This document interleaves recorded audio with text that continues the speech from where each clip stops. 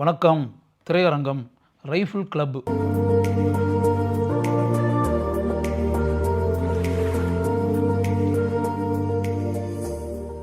இது வந்து ஒரு மலையாள திரைப்படம். திரைக்கு வந்து இப்போ ஓடிக்கிட்டு இருக்கு. இதில் வந்து ஒரு குறிப்பிடத்தகுந்த விஷயம் என்னென்னா, அதாவது இப்படி கூட ஒரு படம் எடுக்கலாமா? இந்த மாதிரி கூட ஒரு படத்தை அருமையாக இயக்க முடியுமா? அப்படின்றது இருக்கு இல்லையா? ஆச்சரியமான ஒரு விஷயம். ஆஷிக் அபு அவர் தான் அந்த படத்தினுடைய இயக்குனர். ஆஷிக் அபுன்னும்போது கேரளத்தில் வந்து ஒரு மிகச்சிறந்த இயக்குனர்கள் அப்படின்னு ஒரு 10 இயக்குனர்கள் எடுத்தால் அதில் வந்து 10 இயக்குனர்களில் ஒரு ஆள் ஆஷிக் அபு. அவருடைய 19வது டைரக்ஷன் வைஸாக இது வந்து 19th மூவி, 19வது படம். இதுக்கு முன்னாடி 18 படம் டைரக்ட் பண்ணியிருக்காரு. அதை யோசிங்க. அப்போ வந்து அப்போ 18 படத்தை தாண்டி 19வது படம் ஒரு டைரக்டர் வந்து டைரக்ட் பண்ணாருன்னா சும்மா எதுவும் இல்லாமல் டைரக்ட் பண்ண முடியுமா? ஆஷிக் அபு வந்து அவர் ப்ரொடியூசர் ஆல்சோ. அவர் படமே ப்ரொடியூஸ் பண்ணுவார். Basically is a cameraman.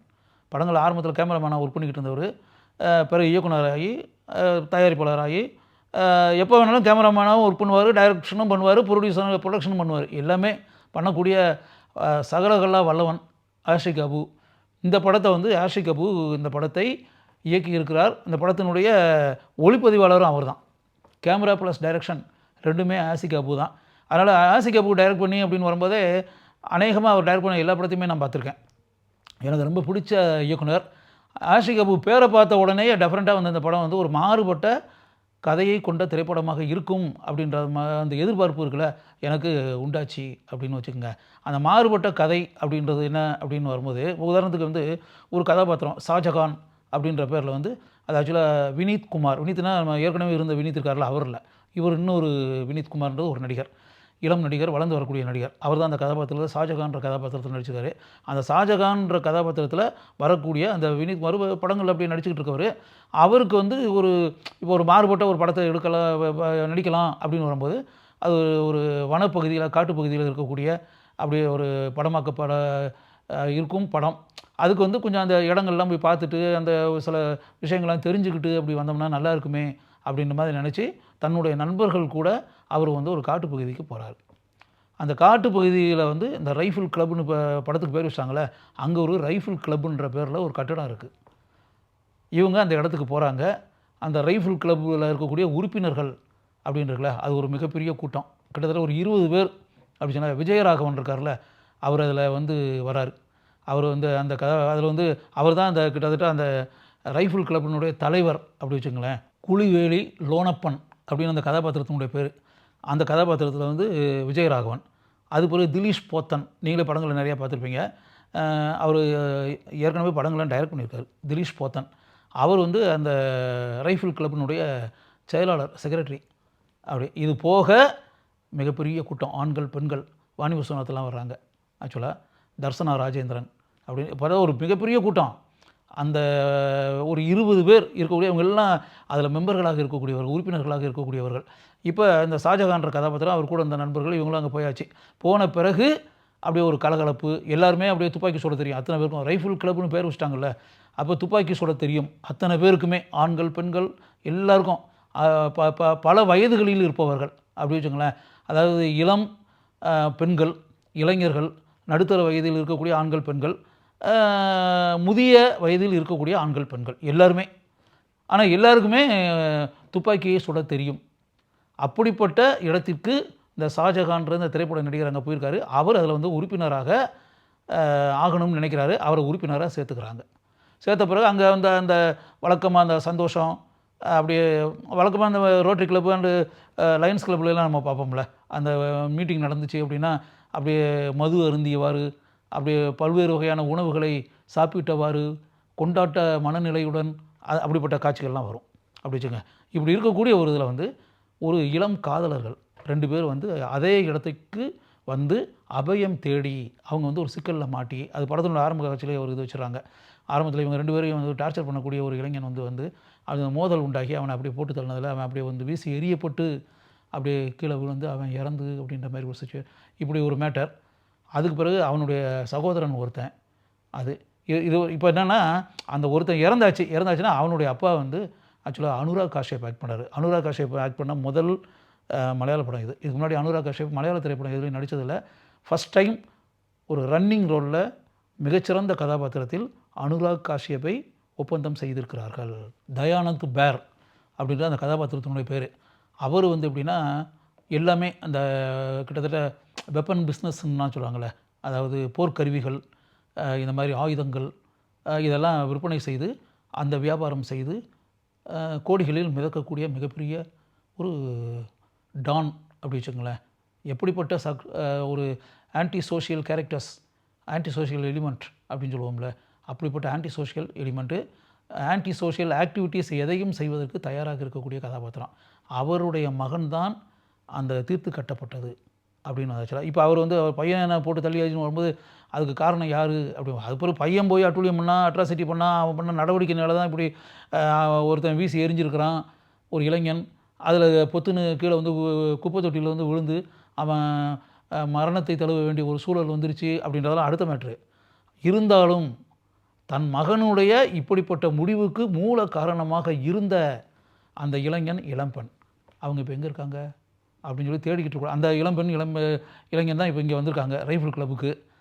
இந்த இடத்த தெரிந்து கொண்டு இப்போ அவரும் தன்னுடைய ஆட்களுடன் அங்கு வந்து அப்படின்னு தன்னுடைய இன்னொரு மகனுடன் அங்கே வந்து ஒரு கூட்டம், மிகப்பெரிய அடியாட்கள் புடைசூழ பல வாகனங்களில் அப்படி வந்த பிறகு இங்கே என்ன அப்படின்னு ஒரு அப்போ வந்து இங்கே என்ன நடக்கும். அப்போ இதுவரை அமைதியாக இந்த ரைஃபிள் கிளப்பில் இருக்கக்கூடிய உறுப்பினர்கள் அவங்க உண்டு, அவங்க வேலை உண்டுன்னு சொல்லிட்டு அப்படியே மாலை நேரம் வந்தாச்சு அப்படின்னா அப்படி எல்லாமே வசதியானவங்க, பொருளாதார ரீதியாக உயர்ந்த நிலையில் இருப்பவர்கள். அப்படி இருக்கக்கூடியவங்களுக்கு என்ன இருக்கும், ஒரு கேளிக்கை கொண்டாட்டம் அப்படி தானே இருக்கும். மாலை நேரத்தில் அப்படி வந்தாங்கன்னா அப்படியே பல விஷயங்களையும் பேசிக்கிட்டு அப்படியே சுவாரஸ்யமான பல விஷயங்களை பேசி அதில் மிதந்து அப்படியே மது அருந்தி அப்படியே பல வகையான உணவுகளை சாப்பிட்டு அந்தளவுக்கு குதூகலமான வாழ்க்கை வாழ்ந்துக்கிட்டு இருக்கவங்க அவங்க அத்தனை பேரும். இப்படிப்பட்ட ஒரு சூழலில் வந்து ஒரு நடிகர் வந்து அந்த இடத்துல வந்து உறுப்பினரானது அப்படின்றது ஒரு பக்கம் இருந்தால் கூட, இந்த இளம் காதலர்கள் இப்போ இந்த இடத்துக்கு வந்தாச்சு, ஏதோ ஒரு இக்கட்டில் மாட்டிக்கிட்டு அந்த உண்மையான மேட்ரு என்னன்றதை சொல்லிடுவாங்க. அதில் வந்து தப்பிச்சு தான் இங்கே வந்திருக்கோம் அப்படின்ற பேட்டர்னில். அப்போ அவங்களுக்கு அடைக்கலம் கொடுக்கணும். அப்படி வந்தாச்சு. இப்போ இதை வந்து தெரிந்து கொண்டு ஒரு வன்முறை கும்பல் அந்த இடத்துக்கு வருது. அவங்க வந்து துப்பாக்கிகளை வச்சு ஷூட் பண்ணுறாங்க. அவ்வளோ பேரும் சுற்றி வளைச்சி வளைச்சி வளைச்சி வளைச்சி வளைச்சி வளைச்சி. அதுக்கு பிறகு என்னென்னா, இந்த ஃபுல் பிக்சர் இருக்குல்ல, படத்தினுடைய ஆரம்பத்துலேருந்து இறுதி வரை அந்த ரைஃபிள் கிளப்னு இருக்கக்கூடிய அந்த கட்டடத்தில் தான் ஃபுல் பிக்சர். அதுக்கு பிறகு என்ன நடக்கிறது அப்படின்னு மோதல். இவங்க எல்லாருக்கும் சுட தெரியும்ல, எல்லார் கையிலையும் துப்பாக்கி இருக்குது. அவ்வளோ பேர் கையிலையும் துப்பாக்கியை எடுத்துக்கொண்டு அவங்களும் கிட்டத்தட்ட எல்லார் கையிலையும் துப்பாக்கி இருக்குது. அவங்களும் எந்த லெவலுக்கு வேணாலும் போகக்கூடிய அளவுக்கு கூட மிகப்பெரிய கூட்டம். ஆக்சுவலாக 13 பேர். ஆக்சுவலாக இவங்க வந்து அதை விட எண்ணிக்கையில் அதிகம், அது அடுத்த மேட்ரு. இருந்தால் கூட அந்த இடத்துல ஒரு காட்டு பகுதியில் வந்து குண்டுகள் தீர்ந்துன்னு இருக்கல, ஒரு ஸ்டேஜ் வர தானே குண்டு தீர்ந்து போச்சுன்னா பிறகு குண்டு வேறு எங்கே போய் புல்லட்டுக்கு எங்கே போகிறது அப்படின்றது. அப்போ அதுக்கு அது கணக்கு போட்டு தான் சுட வேண்டியது இருக்குது அப்படின்னு அது இடத்துல விஜயராகவன் ஒரு இடத்துல சொல்லுவார். அந்த 13 பேர் இருக்கான், அப்படி கணக்கு போட்டு இப்போ நம்ம இருக்கக்கூடியது இதை அடித்து அப்படின்னா மீதி 3 குண்டுகள் போய் அப்படின்ற மாதிரி ஆனால் கூட கடைசியில் பேலன்ஸ் வந்து 6 குண்டு மீதி இருக்கணும். இதுதான் கணக்கு. இந்த கணக்கை வச்சு தான் நம்ம அவங்கள ஷூட் பண்ணணும் அப்படின்னு. அதை மாதிரி அப்படியே அவங்களும் நிறையா ஷூட் பண்ணுவாங்க, இவங்களும் ஷூட் பண்ணுவாங்க அப்படிங்கிற. அப்படி ஷூட் பண்ணி பல பேரும், ஏன்னா அவங்கள பொறுத்தளவில் அவன் கரெக்டாக ஒரு இடத்துல வச்சுருப்பாங்க. அதாவது நம்ம ஷூட் பண்ணுறோம் அப்படின்னா நமக்கு வந்து வியாபாரம், பிஸ்னஸ்ஸு. நம்ம ஷூட்டிங் தெரியுது, ஷூட் பண்ண தெரியுது, துப்பாக்கி சுட தெரியுது அப்படின்னா நமக்கு பிஸ்னஸ்ஸு. அவங்க அப்படி இல்லை, அவங்க வந்து ஹண்டர்ஸ், அவங்க வேட்டையாடுறவங்க. இதில் வந்து அத்துப்படியானவங்க, துப்பாக்கி வச்சு சுடுறதில்ல மிகப்பெரிய எக்ஸ்பர்ட்ஸ் அவ்வளோ பேரும் அப்படின்னு சொல்லிட்டு. இவங்க வந்து கலங்கிலாம் ஒன்றும் கிடையாது. அப்படியே வந்தாச்சுன்னொடனே இவங்க பயந்து நடுங்கி அப்படிலாம். வாணி விஸ்வநாத்லாம், நம்ம வாணி விஸ்வநாத் தமிழில் தான் இன்ட்ரடியூஸ் ஆச்சு பூந்தோட்ட காவல்காரன் திரைப்படத்தில். ஆனால் அந்த வாணி விஸ்வநாத்தை மிகப்பெரிய உயரத்துக்கு கொண்டு சென்றது வந்து மலையாள பட உலகம் தான். அவங்க கதாநாயகியாக எவ்வளவு படங்களில் நடித்தாங்க. அதுக்கு பிறகு கேரக்டர் ஆர்டிஸ்டாக இந்த படம் நீங்கள் பாருங்கள், ரைஃபிள் கிளப் பாருங்கள், வாணி விஸ்வநாத்துக்கு வந்து மதித்து மரியாதை கொடுக்கக்கூடிய அளவுக்கு அருமையான கதாபாத்திரம். வாணி விஸ்வநாத் என்ன அருமையாக ஷூட் பண்ணுவாங்க, துப்பாக்கி வச்சு ஷூட் பண்ணி அவங்கள காலி பண்ணுறாங்க. அதெல்லாம் வாணி விஸ்வநாத்துக்கு இத்தனை ஆண்டுகளுக்கு பிறகு வாணி விஸ்வநாத்துக்கு இப்படிப்பட்ட கேரக்டர் மலையாள பட உலகம் கொடுக்குது, முழுமையான நம்பிக்கை வைத்து அப்படின்னா எவ்வளோ பெரிய விஷயம். அந்த கதாபாத்திரத்துக்கு என்ன எக்ஸ்ட்ரானரியாக ஃபிட்டாக இருக்காங்க வாணி விஸ்வநாத், அருமையாக பண்ணியிருக்காங்க. A1 அப்படி வச்சுக்கோங்களேன். அப்படியே நமக்கே வந்து வாணி விஸ்வநாத்தினுடைய அந்த அந்த கேரக்டரோடு ஒன்றி போய் அவங்க நடிக்கிறது இருக்குல்ல, பார்க்கும்போது நமக்கே வந்து கைதட்ட தோன்றிருக்கிறது. நான்லாம் மனசுக்குள்ள ரொம்ப சந்தோஷப்பட்டேன். வாணி விஸ்வநாத், ஏன்னா நான் பியர் ஒர்க் பண்ண சில படங்கள் எல்லாம் வாணி விஸ்வநாத் கதாநாயகியெல்லாம் நடிச்சிருக்கு. அப்படியே அதெல்லாம் காலங்கள் கடந்து ஓடிப்போச்சு. இத்தனை ஆண்டுகளுக்கு பிறகு இப்படிப்பட்ட ஒரு கனமான கதாபாத்திரத்தில் வாணி விஸ்வநாத்தை பார்க்கும்போது எனக்கு மிகவும் மகிழ்ச்சியாக இருந்தது அப்படின்னு வச்சுங்க. அது பிறகு எல்லாத்தையும் போட்டு தள்ளியாச்சு. அவ்வளோ பேரும் போட்டு இது பண்ண பிறகு லாஸ்ட்டில் பேலன்ஸ் இருக்கிறது ஒரே ஒரு ஆள். அது என்னன்னு சொல்லணும்னா அவருடைய ஒரு மகனை கூட போட்டுருவாங்க. கடைசியில் போட்டு தள்ளிடுவாங்க. படத்தினுடைய ஃபினிஷிங்கில் பார்த்தா அனுராக் காஷ்யப் கேரக்டர் ஒரு கேரக்டர் தான் இருக்கும். அவர் வந்து வரும்போதே அந்த இதெல்லாம் வந்து இப்போ போட்டுருக்க ட்ரெஸ்ஸுக்கு இதெல்லாம் கட்டி போட்டு ஒரு அண்டர்வேர் மாதிரி போட்டு ஷார்ட்ஸ் பேட்டர்னில் இருந்துகிட்டு இருப்பார். வேறு மேலேலாம் இது ஒன்றும் கிடையாது, வெத்து உடம்பு, ஒரு ட்ரௌசர் மட்டும் போட்டுக்கிட்டு அப்படின்ற மாதிரி அப்படி ஒரு கேரக்டர். அது ஒரு மாதிரி ஃப்ரீ கேரக்டர் அப்படி வருதில்ல. அப்படி வந்து அது லாஸ்ட்டில் வந்து அப்படியே அவர் ஹிந்தி பேசுவார் பல இடங்களில். இவங்களுக்கு மலையாளத்தை தவிர எதுவுமே தெரியாதுல்ல. அவர் கொஞ்சம் கொஞ்சம் மலையாளம் பேசுவார் நடுவில் அப்படின்னு சொல்லிட்டு. அப்படி வரும்போது ஆக்சுவலாக அந்த ஃபினிஷிங்கில் வந்து அந்த அவரான் அப்படின்ற கதாபாத்திரத்தில் கூட திலீஷ் போத்தன் இருக்கார்ல, அவர் நேரடியாக ஃபேஸ் டு ஃபேஸ் நேரடி மோதல் அப்படின்ற பேட்டர்னில் அவர் கூட நம்ம மோதுறன்ற பேட்டர்னில் இவர் அப்படியே ஒரு சவடால் விட்டது மாதிரி அப்படியே இது பண்ணி வருவார். வச்சு வா என் முன்னாடி நில்லு, நீயா நான் பார்த்துருவோன்ற பேட்டர்னில் அப்படியே வசனம் பேசிக்கிட்டு அப்படியே வருவார். வந்து பார்த்தா 20 பேரும் அதில் வரக்கூடிய அந்த படத்தில் வரக்கூடிய அத்தனை கதாபாத்திரமும் துப்பாக்கி வச்சுக்கிட்டு நிற்பாங்க. அதுலேருந்து தப்பிக்க முடியுமா அவரால்? அவ்வளோ பேர் கையிலையும் துப்பாக்கி இருக்குது. அனுராக் காஷ்யப் எப்படி தப்பிப்பார்? No chance. தப்பிப்பதற்கான வாய்ப்பே இல்லையே. அதனால் அவர்களுடைய துப்பாக்கியிலேருந்து போட்டு தள்ளப்பட்டு அவர் மரணத்தை தழுவுவது அப்படின்றது எழுதப்பட்ட மேட்டராச்சே அப்படிப்பட்ட ஃபினிஷிங் தான் அதில் நடக்கும். அதனால் வந்து அவர் எந்த அளவிற்கு ஆவேசமாக வந்தாரோ ஒரு கூட்டத்துடன் அந்த முழு கூட்டமும் அழிந்தது. இந்த ரைஃபிள் கிளப்பில் இருக்கக்கூடிய அனைத்து உறுப்பினர்களும் இவங்களுக்கு ஒன்றும் ஆகலை, யாருக்குமே. They are safe. அவங்க எக்ஸ்பர்ட்ஸ் அப்படின்னு. இதில் என்னென்னா இந்த வெறும் ஆண்களை மட்டும் அப்படின்ற மாதிரி இல்லாமல் அதில் வந்து பெண்களுக்கும் ஈக்குவல் இம்பார்ட்டன்ஸ் கொடுத்துருக்காங்க. அதாவது அவங்க எந்த அளவுக்கு துணிச்சலானவர்கள், எந்த அளவுக்கு தைரியம் கொண்டவர்கள், எந்த அளவுக்கு துப்பாக்கிகளை பயன்படுத்துவதில் திறமைசாலிகளாக இருக்கிறார்கள் அப்படின்றதற்குள்ள ரொம்ப அருமையாக இந்த படத்தில் வந்து இந்த கதாபாத்திரங்கள். அதனால் மேல் கேரக்டர்ஸுக்கு எந்த அளவுக்கு முக்கியத்துவம் இருக்கோ அந்த இம்பார்ட்டன்ஸ் வந்து ஃபீமேல் கதாபாத்திரங்களுக்கும் இந்த படத்தில் கொடுக்கப்பட்டிருக்கிறது. இதுக்காகவே நான் ஆசிக் அபு வந்து பாராட்டுவேன். அப்படி தான் இருக்கணும். ஒரு படம் அப்படின்னு வரும்போது மேல் ஓரியன்டாகவே இருக்கக்கூடாது. பெண்களும் திறமைசாலிகள் தான். பெண்களுக்கும் நினைத்து பார்க்க முடியாத அளவிற்கு அபாரமான திறமைகள் இருக்கின்றன அப்படின்றதில் அதை வெறும் வாயில் மட்டும் பேசி பிரயோஜனம் இல்லை, அதை வந்து செயல் வடிவத்தில் காமிக்கணும். அதனால் இந்த திரைக்கதையில் அவ்வளவு இம்பார்ட்டன்ஸ் கொடுத்து உருவாக்கப்பட்டு அந்த கதாபாத்திரங்களுக்கு உயிர் தந்து அப்படின்றது இல்லையா. அதுக்காக உண்மையாகவே வந்து ஒரு வகையில் பார்த்தா இந்த கதையை எழுதிய திரைக்கதை அமைத்த ஷியாம் புஷ்கரன், திலீஷ் கருணாகரன், சுஹாஸ், இந்த 3 பேர் தான் திரைக்கதை அமைச்சிருக்காங்க. அப்படி வரும்போது இந்த 3 பேரையும் இந்த மாறுபட்ட இப்படிப்பட்ட ஒரு கதையை எடுத்ததுன்றது ஒன்று, அது பிறகு இந்த கதாபாத்திரங்களை உருவாக்கியது அப்படின்றதுல ஒரு டிஃப்ரெண்ட்டான ஒரு அவுட்லைனில் அதில் வரும்போது equal importance to the lady characters அப்படின்றதுல அப்படி அமைச்சதுக்காகவே அந்த திரைக்கதை அமைத்த அந்த 3 திறமைசாலிகளையும் பாராட்டுகிறேன். அதே மாதிரி இந்த படத்தை இயக்கிய ஆஷிக் அபு அவரையும் நான் பாராட்டுகிறேன். அதுபோல் நடிப்பு அப்படின்னு வரும்போது இப்போ நான் சொன்னவங்க எல்லாருமே கிட்டத்தட்ட ஒரு எக்ஸ்பீரியன்ஸ்ட் ஆர்டிஸ்ட். அதனால் விஜயராகவன் எந்த அளவுக்கு நடிப்பார் அப்படின்றது நமக்கு நல்லா தெரியும். எந்த அளவுக்கு எப்படிப்பட்ட கதாபாத்திரத்துக்கும் உயிர் தருவார் அப்படின்றது நமக்கு நல்லா தெரியும். கிஷ்கிந்தா காண்டம் திரைப்படத்துலலாம் அவர் எந்த அளவுக்கு ஆழமான முத்திரையை பதித்தார் அப்படின்னு தெரியும். எனக்கு ரொம்ப பிடித்த நடிகர், மிகச்சிறந்த திறமைகளை கொண்ட நடிகர் விஜயராகவன். அதனால் அருமையாக இந்த கதாபாத்திரத்திற்கு அசால்ட்டாக நடிக்கிறதுன்றல அந்தளவுக்கு ரொம்ப அசால்ட்டாக நடிச்சிருக்காரு. அது பிறகு திலீஷ் போத்தனை பொறுத்தளவில் மிகச்சிறந்த நடிகர், இயல்பாக நடிக்கக்கூடிய நடிகர், அருமையாக அந்த அவரான் கதாபாத்திரத்துக்கு உயிர் தந்திருக்கிறார் அப்படின்னு. அது மாதிரி வாணி விஸ்வநாத் அருமையாக நடித்திருக்கிறார். இதில் வரக்கூடிய ஒரு டாக்டர் கதாபாத்திரத்தில் சுரேஷ் கிருஷ்ணான்னு சொல்லிட்டு ஒரு நடிகர் இருக்கார்.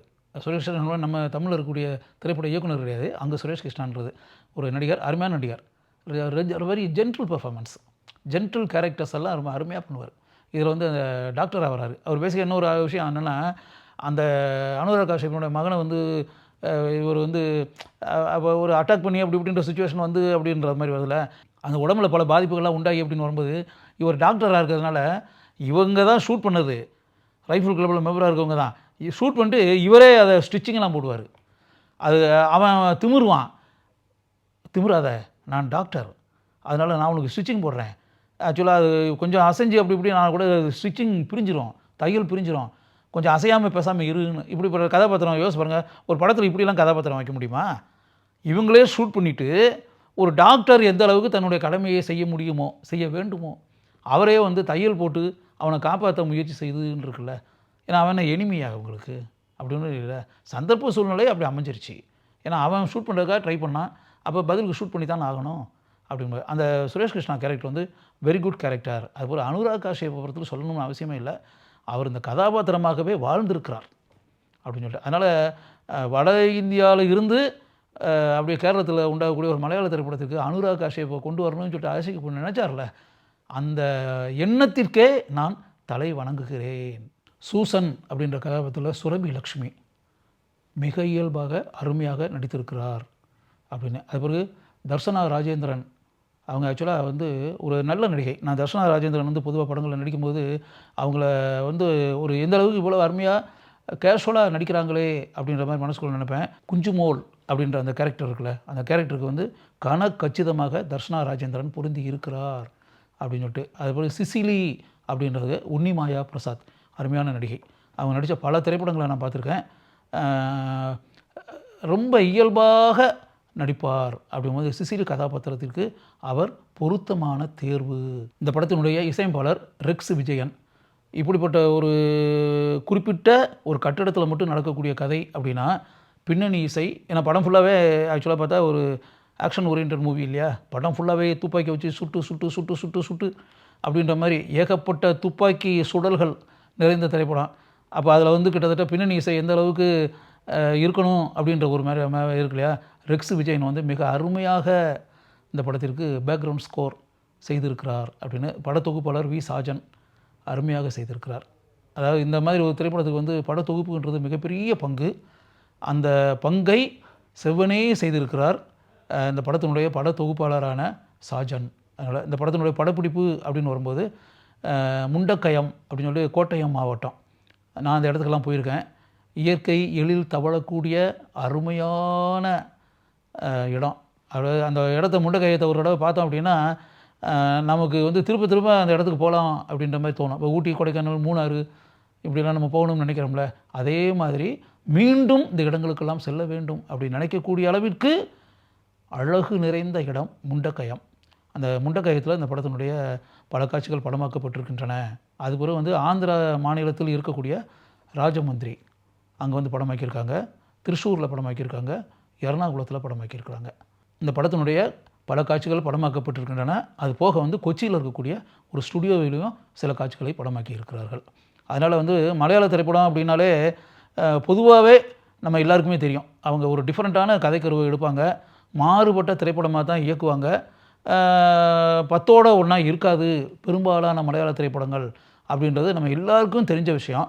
அதுவும் ஆசிக் அபுவை போன்ற அனுபவங்களை கொண்ட ஒரு திரைப்பட இயக்குனர் வந்து இயக்கி ஒரு திரைப்படம் வருது அப்படின்னா அது எந்த அளவுக்கு ஒரு டிஃப்ரெண்ட் மூவியாக இருக்கும் அப்படின்ற ஒரு விஷயம் இருக்கு இல்லையா. அதனால் ரைஃபிள் கிளப் திரைப்படம் வந்து உண்மையாகவே, அதாவது பார்த்தா வளவளன்னு அப்படியே காட்சிகளை வச்சுக்கிட்டு அப்படியே குத்துப்பாட்டு இதெல்லாம் வச்சுக்கிட்டு காமெடி காட்சிகள் அப்படின்ற பேரில் வந்து அப்படியே தமாஷான காட்சிகளை வைத்து கொண்டு அப்படின்றது ஃபைட்டு அப்படிங்கும்போது இங்கே இங்கேயும் பாஞ்சி பாஞ்சி சண்டையை போட்டு அப்படிலாம் ஒன்றும் கிடையாது இந்த படத்தில். வெறுமனே வந்து அலட்டிக்கிறாமல் இந்த ரைஃபிள் கிளப்பில் இருக்கக்கூடிய உறுப்பினர்கள் இருக்காங்களே, அவங்க ஒரு இடத்துல கூட இந்த வன்முறை நிறைந்த கதாபாத்திரங்கள் இங்கே வர்றாங்களே, அட்டாக் பண்ணுறாங்களே அப்படி இப்படிலாம் நினச்சி அவங்க வந்து இதெல்லாம் இது ஒரு பக்கம் நடந்துக்கிட்டு இருக்கும்போதே இன்னொன்று பாராட்ட வேண்டிய ஒரு விஷயம் இருக்கும். ஆக்சுவலாக அந்த அவரான் கதாபாத்திரத்தில் வரக்கூடிய திலீஷ் போத்தன் இருக்கார்ல, அவர் ஆக்சுவலாக அந்த திரைப்பட நடிகராக வரக்கூடிய ஷாஜகான் கதாபாத்திரத்தில் வரக்கூடிய வினீத்குமார், அவரை கூப்பிட்டு போய் அவர் துப்பாக்கி சுடுறதெல்லாம் சொல்லிக் கொடுப்பாரு.